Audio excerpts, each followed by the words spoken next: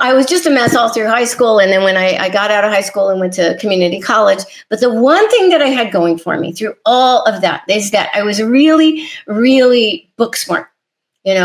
I loved learning. I loved the education part of school. I hated the social part. I mean, that was torture for me, but I loved the education part. I loved learning. I still love to learn.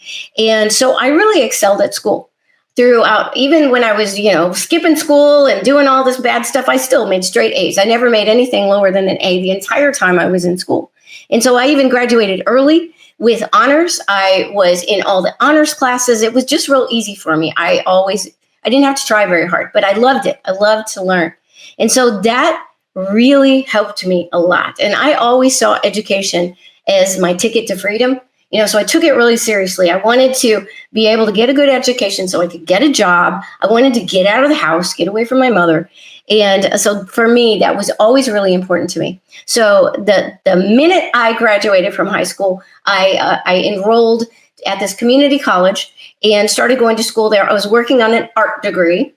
So which probably wasn't the wisest decision if you want to make sure you have a good job. But that's what I was, an artist. And so I started going to working on an art degree. And so this is where I got into my very first long-term relationship and met this guy who I will call Jeremy. So I'm changing the names. I don't know that it really matters, but anyway, Jeremy. And he was also an art major.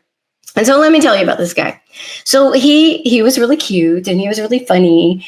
And but that's the only thing that he had going for him, because Jeremy, I'm sorry, Jeremy, wherever you are, but he was a loser. He was a total loser. He couldn't keep a job. He wasn't motivated at all. He hated everybody except me. And he had this weird fascination with death. So like 20 years later, a kid like Jeremy would be a goth kid. But this was way before goth. So he was just an antisocial weirdo.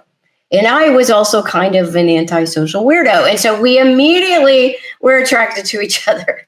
And so we were together for several years and started dating right away. It didn't take us long to realize that we had something else in common. And that was that we both had demons. So I had my one demon, right? But Jeremy had a whole troop of demons. Yeah, a whole troop of them. And so it was interesting. We were very interested in learning about them. I knew a lot more about demons than Jeremy did because he didn't have any kind of religious background at all. And I knew what the Bible said about them. So I knew they existed. I knew everything that the Bible said about them. So it was a lot more than he knew. He didn't even really understand what they were when we first met. And so we started talking about our experiences. Neither one of us had ever met anybody else before who had this similar experience of hearing these voices and knowing that there's an intruder in your mind, and so we started talking about it a lot. We weren't getting involved in the occult or anything like that. That was actually not a thing back then. It was way, way, way underground. It's risen up now in our culture is not so much underground, which is disturbing. But anyway, it wasn't like that at all. We were just sharing with each other our experiences, right? But we were very fascinated in this. And it seemed like our connection with each other and talking about it all the time seemed to like make them stronger, to kind of supernaturally feed them. And so, yeah, the more we talked about it, it's like they seem to be getting stronger.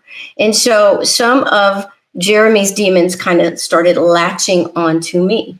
And so I remember the very first time I ever saw a demon, and it was during this time period. And so we were teenagers, we were kids, right? We both lived at home with our parents, And so I had been hanging out with him one day and then went back home, and I was taking a shower at home. And so I'm in the shower and I have my eyes closed in the shower, and I feel this icy presence coming into the shower.